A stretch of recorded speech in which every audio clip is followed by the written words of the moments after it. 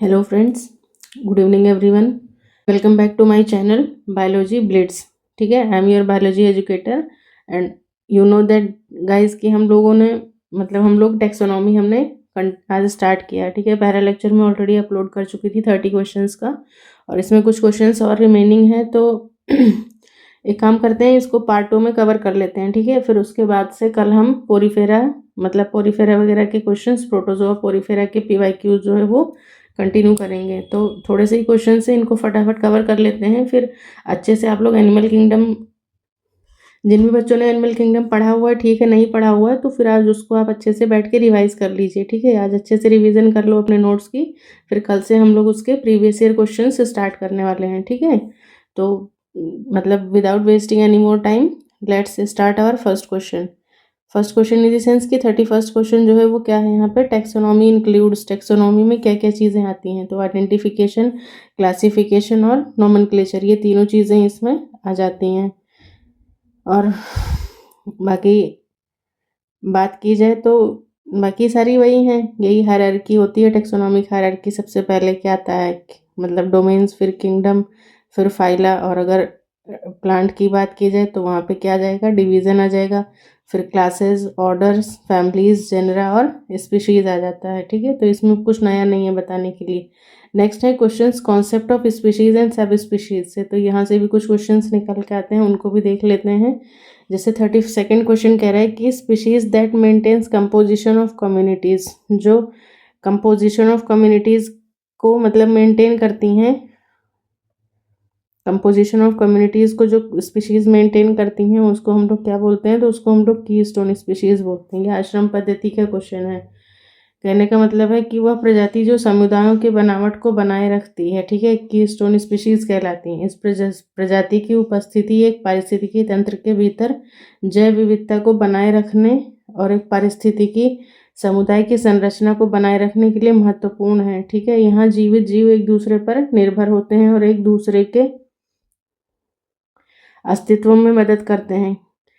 यदि keystone species absent हो जाएं तो एक निश्चित प्रजाति की आबादी अन्य प्रजातियों पर हावी हो सकती है, इसलिए पारिस्थितिकी तंत्र में इम्बैलेंस, ठीक है, असंतुलन पैदा हो जाता है। इस प्रजाति का आमतौर पर अपेक्षाकृत छोटा भौतिक प्रभाव होता है, लेकिन यह अपने पारिस्थितिकी तंत्र के स्वास्थ्य के लिए महत्वपूर्ण है। मतलब कहने का है कि भले वो, अगर सपोज करो एक जंगल में एक शेर है और बाकी जानवर बहुत ज़्यादा भी नंबर में है, तो भी शेर की अपनी एक वैल्यू है। ठीक है, अगर एलिफेंट है, बहुत सारे जानवर हैं वहाँ पे, तो एलिफेंट की एक अपनी वो है।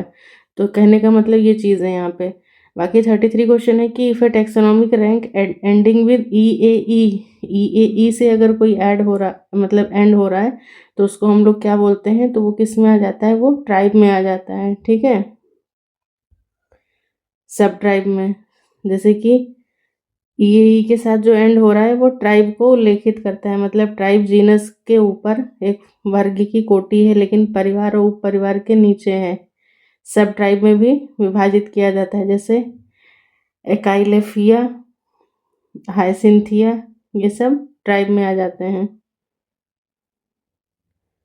तो यहाँ पे ना इस चीज़ को थोड़ा सा हम लोग और थोड़ा सा डिटेल में देख लेते हैं, बिकॉज इससे रिलेटेड क्वेश्चन कई बार पूछा गया है कि लास्ट में अगर ये सफिक्स है तो क्या होगा, ऐसा सफिक्स आ रहा है तो क्या होगा, एल्स आते हैं तो क्या होगा। ठीक है, उस चीज़ को थोड़ा सा देख लेते हैं। बाकी यहाँ पे ये जो आंसर दे रहे हैं वो ट्राइब दे रहे हैं। ठीक है, तो ये है international code of botanical nomenclature. ठीक है, foundation of international code of botanical nomenclature, यानी कि ICBN की जो हम बात करते हैं, तो फाउंड इन फिलोसोफिया बोटेनिका। ठीक है, book written by Carolus Linnaeus sir ने इसको लिखा था।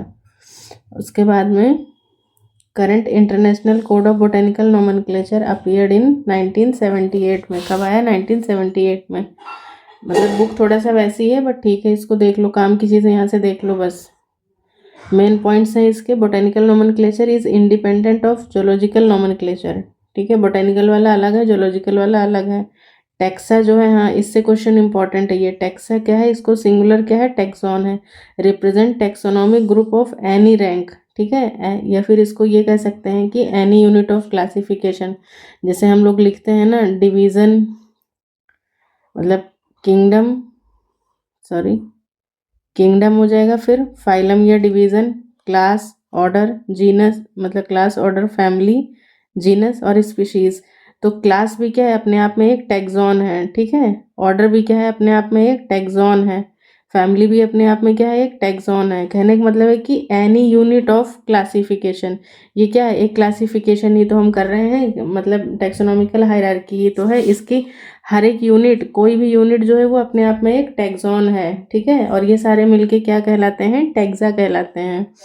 तो ये चीज़ इंपॉर्टेंट है, इसको मार्क करिएगा। यहाँ से इंपॉर्टेंट क्वेश्चन एग्जाम में ऑलरेडी पूछा जा चुका है, इसलिए मैंने इसको कंसिडर किया यहाँ पे। अब कह रहे हैं कि the rank of species is basic and relative order of the ranks of the taxa. मतलब जो स्पीशीज है, जो सबसे लास्ट वाला है, यही क्या है, एग्जैक्टली रियल में यही चीज़ें हमें देखने को मिली हैं। मतलब स्पीशीज ही देखी है ना। अगर मतलब कैट की वैरायटी की बात की जाए तो बहुत तरीके की मतलब वैरायटी हो गई, जैसे पैंथेरा लियो हो गया। इस तरीके से बिल्ली की मतलब प्रजातियां अलग हैं, कुत्ते की प्रजातियां अलग हो जाती हैं। इस तरीके से ह्यूमंस की बात करें तो मैमल में भी देखो बहुत सारी कैटेगरीज हैं ना, ऐसा तो है नहीं कि बस हम ह्यूमन बीइंग्स ही हैं। तो स्पीशीज जो है यही रियल टैक्सॉन है, ठीक है।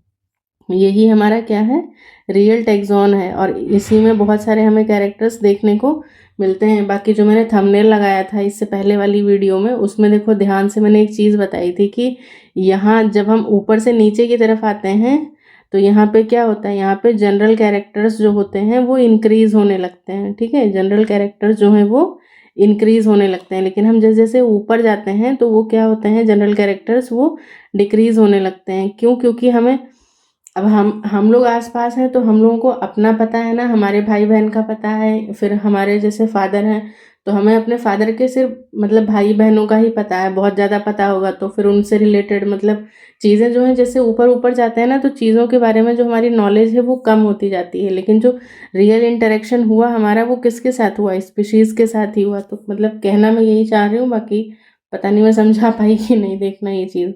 बाकी इसमें आता क्या है, तो लोअर टू हायर चलते हैं तो स्पीशीज, जीनस, जीनस और स्पीशीज के बीच में आ रहा है ट्राइब, ठीक है। ये चीज़ इंपॉर्टेंट है, इसको नोट कर लो। जीनस और फैमिली के बीच में ट्राइब आता है। फिर फैमिली, ऑर्डर, ऑर्डर और फैमिली, ठीक है। फैमिली, ऑर्डर है, फिर सीरीज आती है, देन क्लास, डिवीज़न और फिर किंगडम। इस तरीके से मतलब किंगडम, डिवीज़न, क्लास के बाद में ऑर्डर आता था। लेकिन यहाँ पे एक और चीज़ ये क्या है, सीरीज है, इसको भी इंपॉर्टेंट है, नोट कर लो।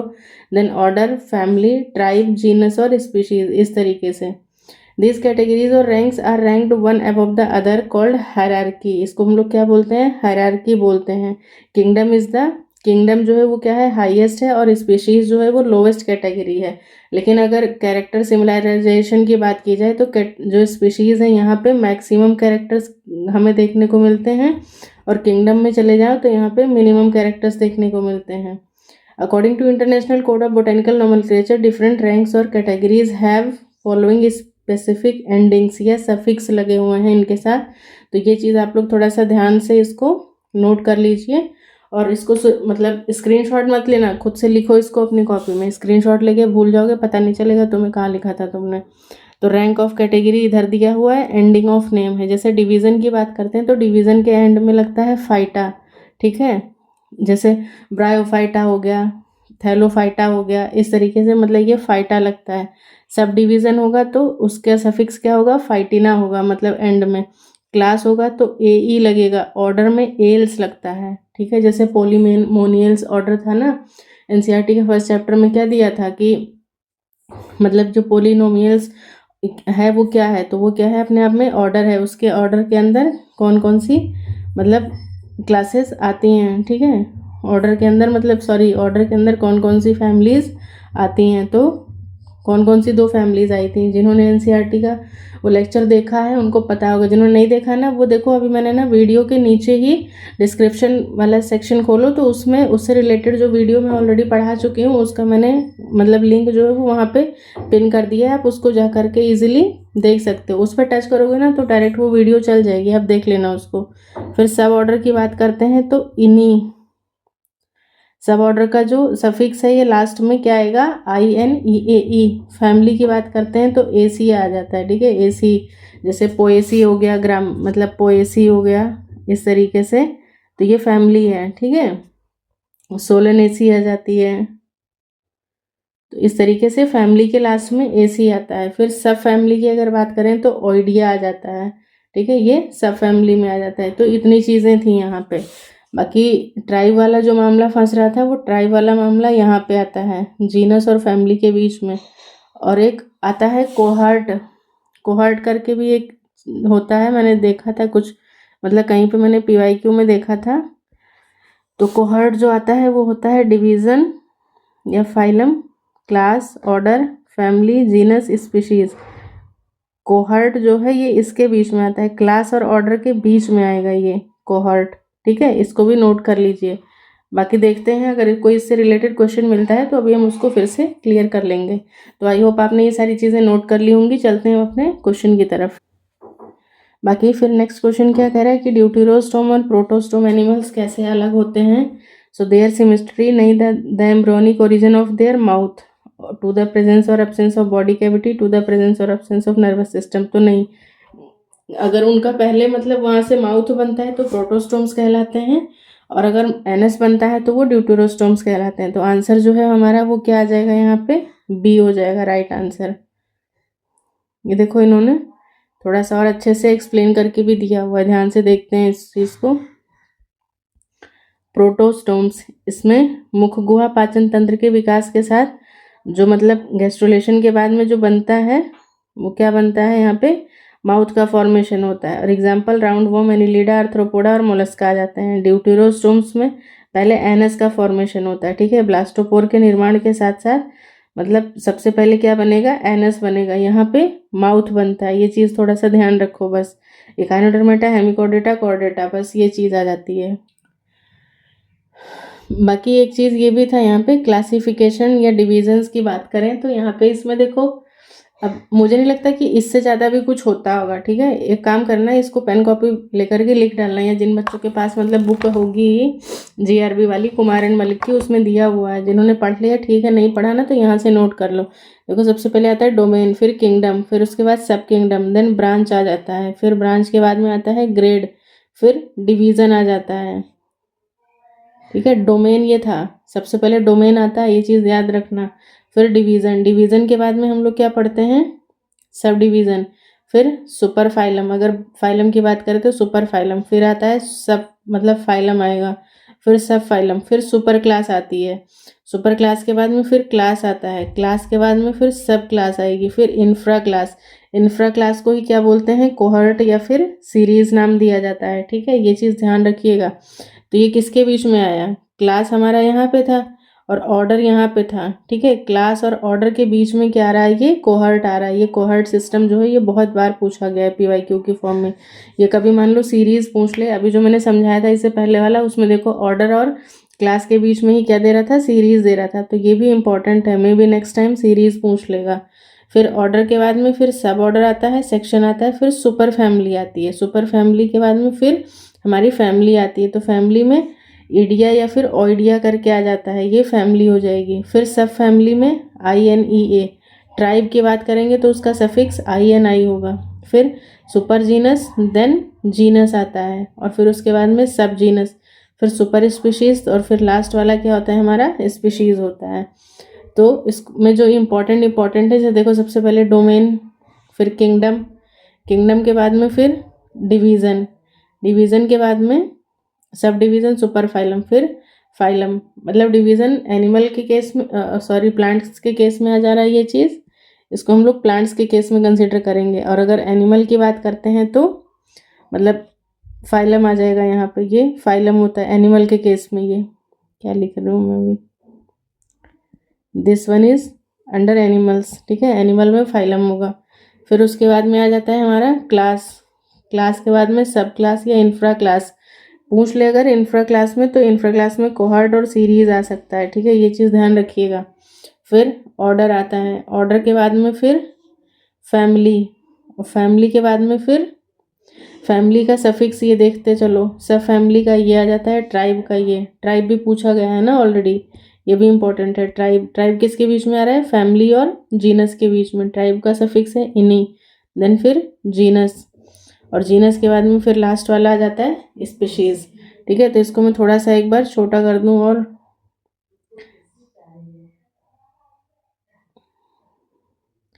काफ़ी छोटा हो गया है, लेकिन ठीक है, आप इसको एक बार लिख लो। दिख रहा है? नहीं दिखाई दे रहा होगा। इसको एक काम करती हूँ, मैं ज़ूम कर दे रही हूँ और आराम से आप ऊपर से मतलब लिखते जाओ। जो मैंने हाईलाइट किए हैं ना, इनको तो बेसिकली लिख ही लो, ठीक है, इस तरीके से।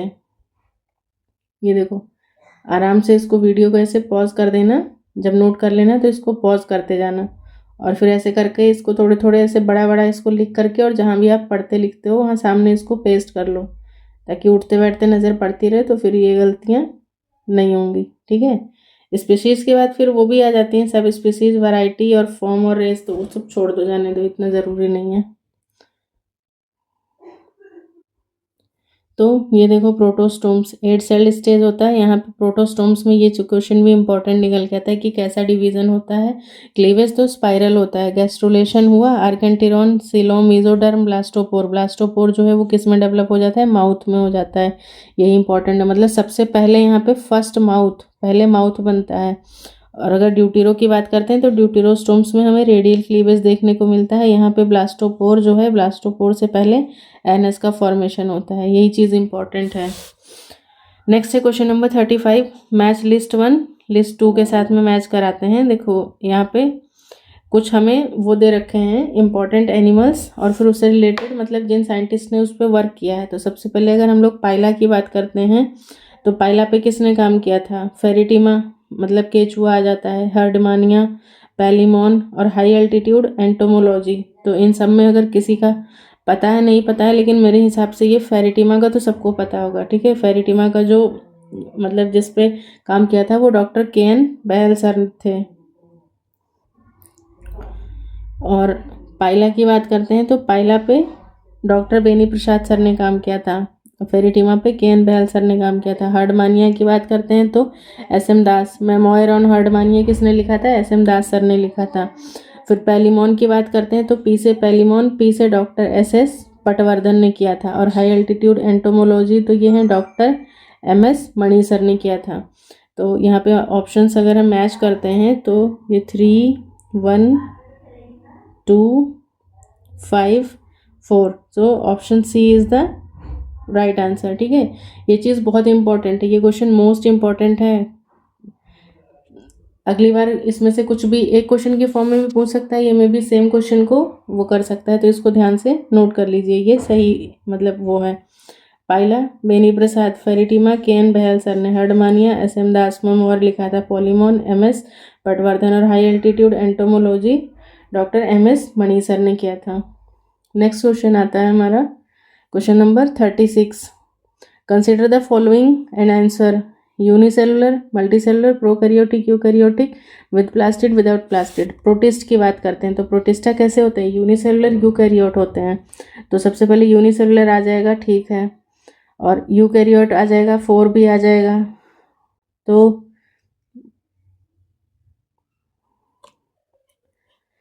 तो प्रोटिस्टा यूनिसेलुलर भी होता है, मल्टी सेलुलर भी होता है। तो मेरे अकॉर्डिंग 1, 2 दोनों होना चाहिए, ठीक है, देखते हैं। लेकिन बाकी ये प्रोकैरियोट तो नहीं होगा, ठीक है। 3 ऑप्शन तो यहाँ से बिल्कुल एलिमिनेट कर दो। विदाउट प्लास्टिड नहीं, प्लास्टिड भी होता है, जैसे यूग्लिना वगैरह हो गए, इन सब में प्लास्टिड देखने को मिलेगा हमें। तो उसके अकॉर्डिंग फिर आंसर 2, 4, 5। हाँ, क्योंकि 3 की वजह से ये गलत हो जा रहा है, 3 की वजह से ये गलत हो जा रहा है, और 1 और 4 ही आ रहा है, तो प्लास्टिड वाला जो था वो छूट जाएगा। तो इसलिए आंसर जो हो जा रहा है वो क्या आ जाएगा? 2, 4 और 5, ठीक है। Option b is the right answer. Next है question number 37। The geological age of rock. Rock की जोलॉजिकल एज को कैसे हम लोग पता करते हैं? तो रेडियो कार्बन डेटिंग की वजह से पता किया जाता है, ठीक है। हाफ लाइफ्स वगैरह जो है इस तरीके से मतलब पता लगाते हैं, रेडियोमेट्रिक डेटिंग। नेक्स्ट है क्वेश्चन नंबर 38। तो क्वेश्चन नंबर 38 कह रहा है कि द टर्म टैक्सॉन, अभी हम नेक्स्ट है question number 38। The term taxon, taxon for the first time was used by. तो टैक्सॉन टर्म जो है वो फर्स्ट टाइम किसने यूज़ किया था? तो ऑप्शन है आईसीबीएन, आईसीजेडएन, मेयर और डी कैंडोले। तो इसका आंसर मेरे अकॉर्डिंग यहाँ पे देखो मेयर होना चाहिए, बाकी देखते हैं। तो आंसर क्या है, सी ऑप्शन है। ठीक है, टैक्सोन टर्म जो दिया था वो सबसे पहले एडोल्फ मेयर सर ने दिया था 1926 में दिया था। ठीक है, टैक्सोन एडोल्फ मेयर 1926। फिर एक आता है सिस्टेमैटिक्स। ठीक है, सिस्टेमैटिक्स जो दिया था वो किसने दिया था, लीनियस सर ने दिया था 1935 में। फिर आता है टैक्सोनॉमी। टैक्सोनॉमी एपीडी कैंडोले सर ने दिया था 1813 में। फिर फाइलोजेनी को किसने दिया था, लामार्क सर ने दिया था। फिर फाइलम टर्म जो दिया था वो किसने दिया था, क्यूवियर सर ने दिया था। क्लास एंड ऑर्डर की बात करें तो लीनियस सर ने दिया था। और फैमिली, जीनस एंड स्पीशीज किसने दिया था, जॉन रे ने दिया था। तो ये चार्ट मतलब ये जो चार्ट है या मतलब जो भी ये है यहाँ पे बॉक्स, ये बहुत ज़्यादा इंपॉर्टेंट है। ठीक है, इसको तुरंत के तुरंत इसको बैठ के इसको लिख डालो, इसको बिना लिखे जाना मत। अगर छोड़ते हो तो फिर ये आप ही की प्रॉब्लम है। ठीक है, ये सोच लो, यहाँ से आपको 1 से 2 क्वेश्चन जो है वो हर एग्जाम में आपको देखने को मिलेंगे ही मिलेंगे। फिर बाद में मत कहना कि हाँ मैंने नोट नहीं किया था। नेक्स्ट आता है, फिर बात करते हैं question number 39, binomial system of nomenclature. तो बाइनोमियल सिस्टम ऑफ नोमेनक्लेचर किसने दिया था, कार्ल्स लिनियस सर ने दिया था। नेक्स्ट है question number 40, the binomial system of Carolus Linnaeus यानी कि nomenclature was divide of which of the following categories. तो वहाँ पे बात किसकी की गई थी, मतलब सॉरी कौन सी श्रेणी नहीं थी वहाँ पे। तो जीनस स्पीशीज था, क्लास ऑर्डर भी था 40th में, और फैमिली तथा फाइलम वाली बात उन्होंने नहीं की थी। ठीक है, बाकी किंगडम और क्लास भी था यहाँ पे। तो ऑप्शन सी जो है वो मतलब उन्होंने ऑप्शन सी जो है वो नहीं था इसमें। उन्होंने देखो क्या क्या दिया था, लीनियस ने जंतु जगत में, ठीक है, जीवों में क्लास, ऑर्डर, जीनस, स्पीशीज ये सब किए थे। इन श्रेणियों को समय के साथ मतलब kingdom, phylum, class, order, family, genus, species के साथ मतलब वो किया गया था। मतलब फाइलम और फैमिली उन्होंने नहीं, क्योंकि ये किससे रिलेटेड आ जाता है, ये प्लांट वाले से रिलेटेड होता है। ये फाइलम जो है, नहीं सॉरी, फाइलम जो है वो किससे हो जाता है, ये एनिमल किंगडम से रिलेटेड है।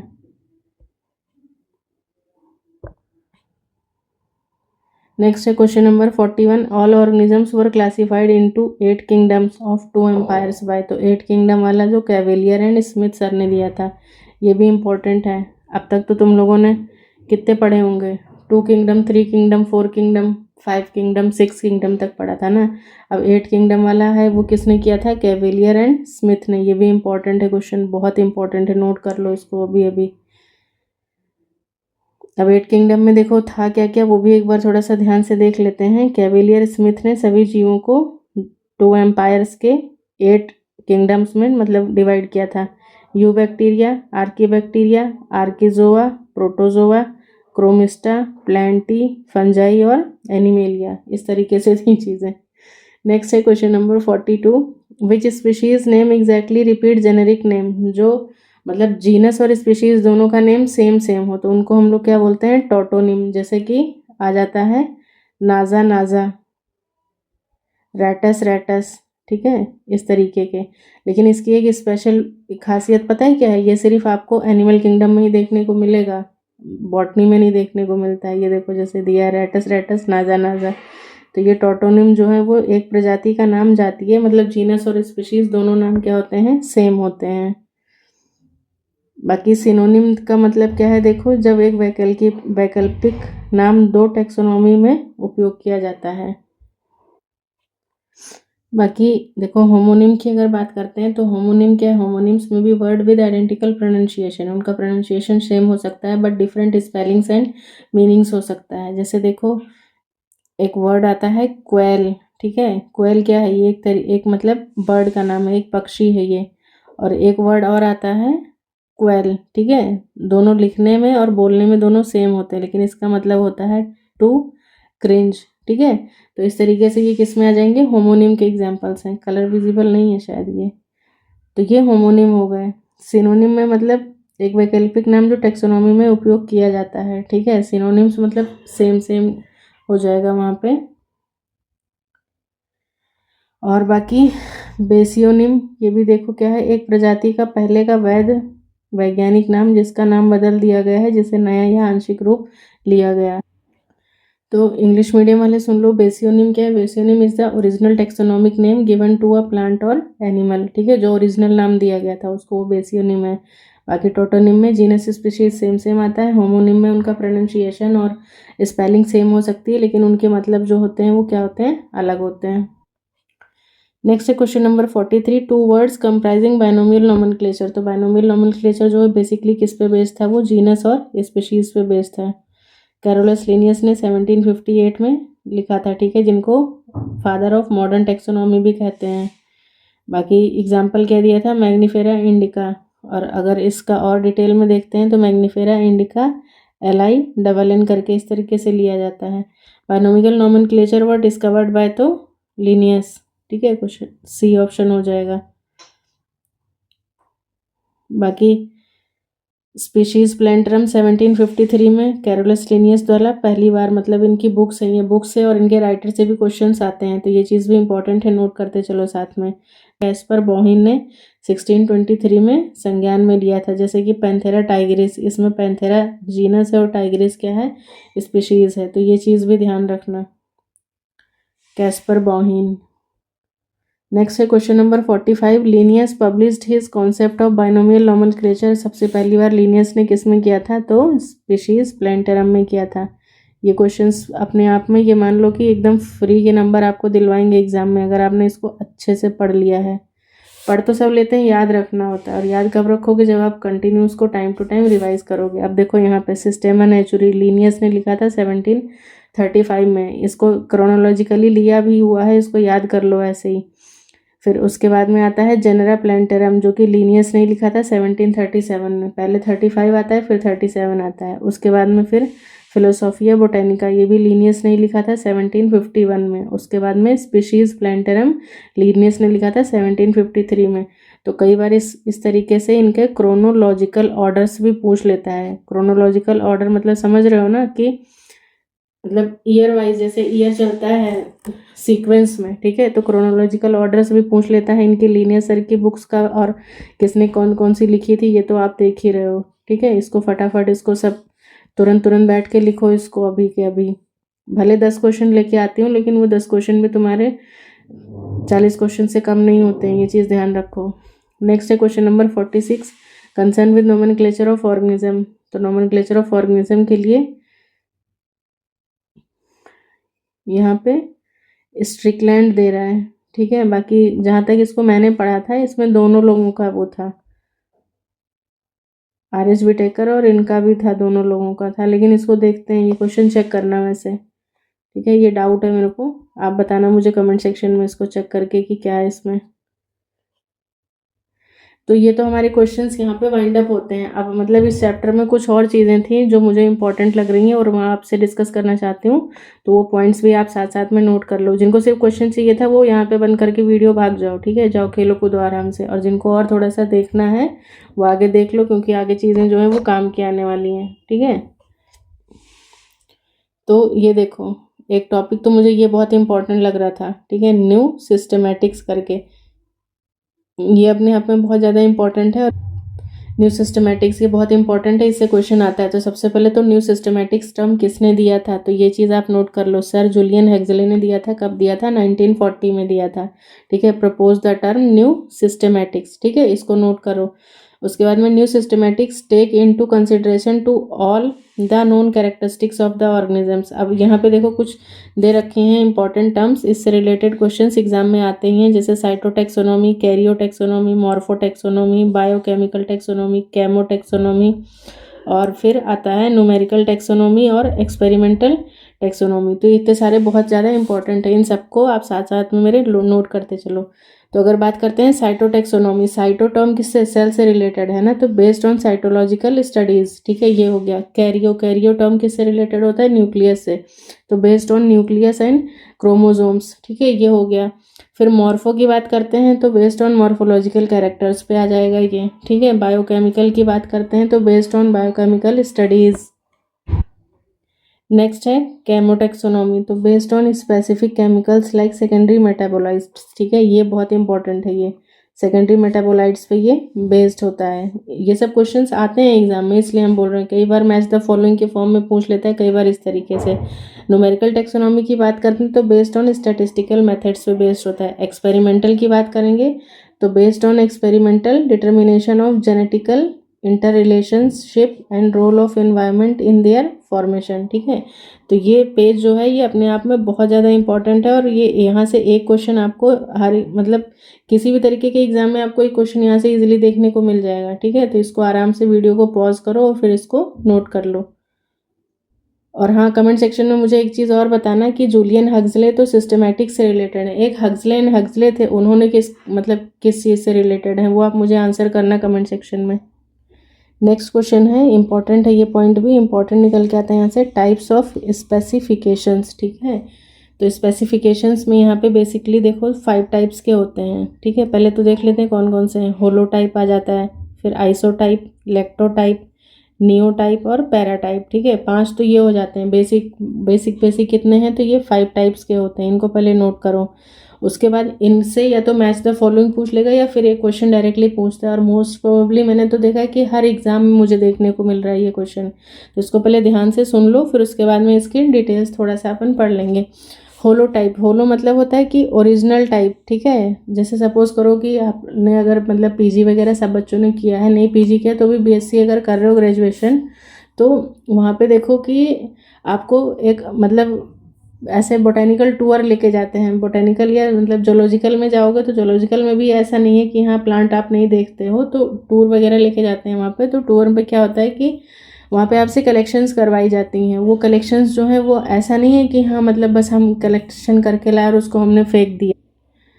तो वहाँ से हम एनिमल्स भी कलेक्ट करते हैं, प्लांट्स भी कलेक्ट करते हैं। तो देखो जैसे ओरिजिनल टाइप जो हमने प्लग किया वहाँ से specimen from which the description of new species is established, तो उसको हम लोग क्या बोलते हैं, होलो टाइप बोलते हैं। होलो टाइप क्या है, ओरिजिनल है। देखो होलो में भी ओ आ रहा है। वैसे बोल रहे हो क्या स्टूपिड सा लॉजिक लगा रही हो मैम, लेकिन ठीक है, तुम स्टूपिड लॉजिक से ही पढ़ लो, कोई दिक्कत नहीं है। होलो टाइप ओरिजिनल टाइप है। ये एग्जाम में इतना ज़्यादा कंफ्यूज करती हैं ये टर्म्स कि मैं क्या ही बता दूँ।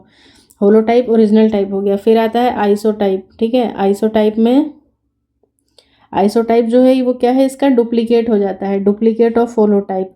मतलब मान लो एक प्लांट था, ठीक है, सपोज करो एक प्लांट था, तो आपने इसका एक पोर्शन, ये एक ट्विग लिया।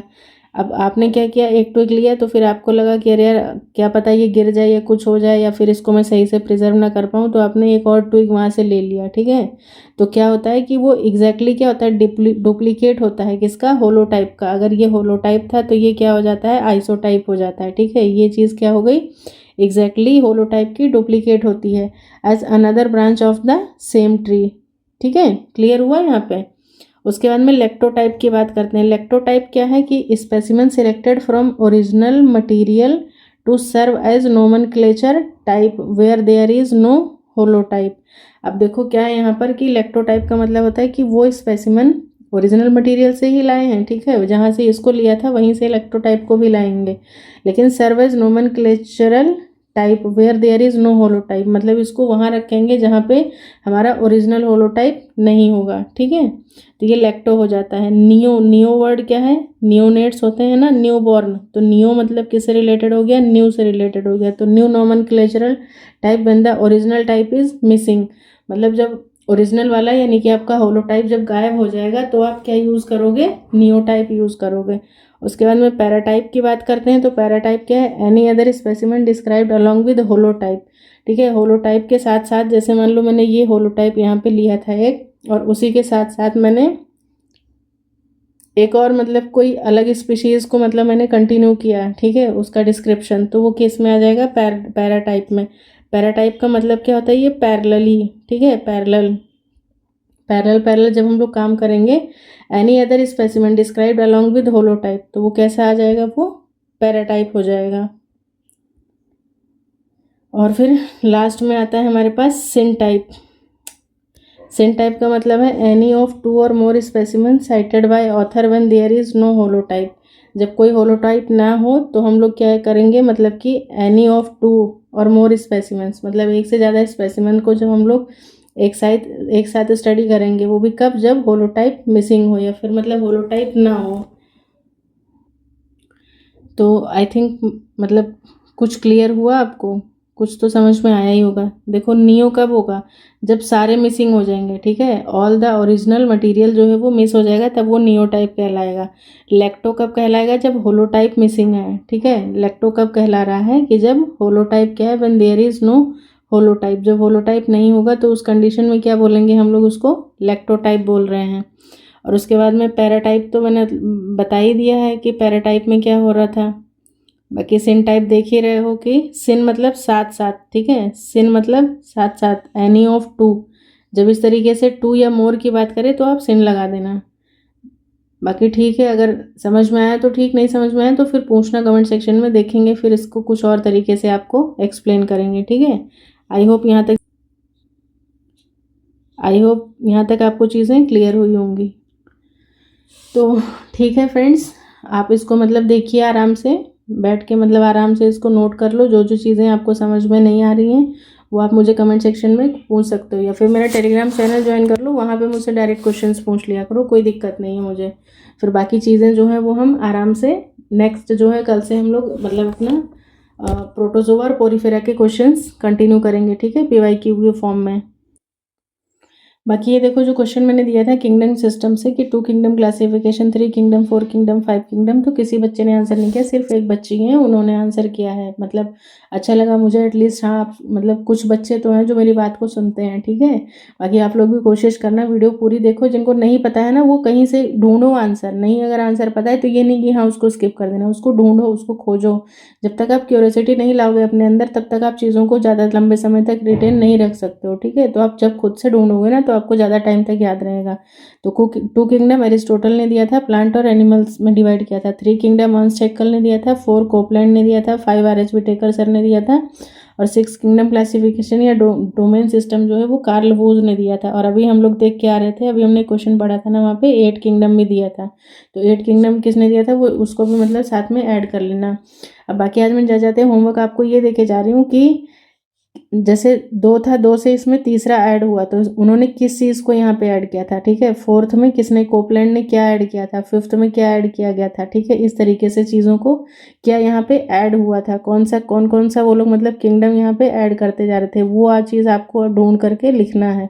और बाकी जिन्होंने मेरा मतलब जो बायोलॉजिकल क्लासिफिकेशन का NCERT सीरीज़ का जो फर्स्ट चैप्टर था ना वो जिन्होंने पढ़ा है उनको तो आंसर मिल गया होगा। जिन्होंने नहीं पढ़ा है ना वो जो इससे पहले वाली वीडियो है ना टैक्सोनॉमी वाली, उसके नीचे मैंने पिन कर दिया है, डिस्क्रिप्शन में जाना उसके नीचे, मतलब वो चैनल का लिंक मतलब मैंने पेस्ट किया है, जाके आप उसको टच करोगे वहाँ पर स्टार्ट हो जाएगा, फिर उसको आप आराम से वहाँ से देख सकते हो। तो चलो फिर वाइंड अप करते हैं इसको यहीं पर, मिलते हैं कल नेक्स्ट एनिमल किंगडम के साथ में। तब तक के लिए आप इसको अच्छे से देखिए और जो भी है जैसा भी आपके रिस्पॉन्सेज हैं वो प्लीज़ मुझे देना मत भूलिए, ठीक है। मिलते हैं नेक्स्ट क्लास में, तब तक के लिए bye bye, take care and thanks for watching everyone.